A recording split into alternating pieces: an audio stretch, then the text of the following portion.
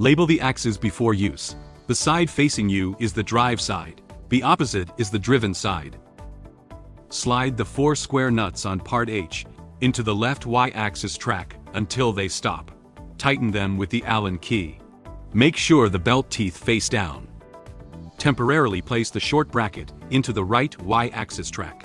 Do not tighten the screws yet. Slide part F into the left side of the orange rail guide block.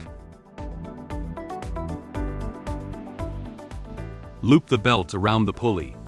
Adjust the tension. Then tighten the screws. Guide the square nuts of part C into the right X-axis track. Insert the 2 square nuts on transmission block into the track on router carriage. Part D into the left X-axis track and tighten the screws. Then install the X-direction belt, part I. Insert the 2 square nuts on the transmission block into the orange track on the router carriage. Insert part A left, part B right on the X-axis track. Slide the long bracket of part G into the right Y-axis track until it stops. Then tighten the 4 screws with a hex wrench. Place the short bracket into the right Y-axis track without tightening the screws. Secure part E to the orange rail guide block.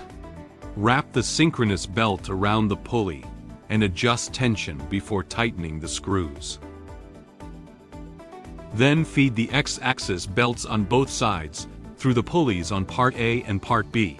Tighten the screws and secure the thumb screws on the transmission blocks. Insert the short shaft, part K, to link Y-axis components on the drive side. Connect the long shafts, part J, to synchronize X-axis movement.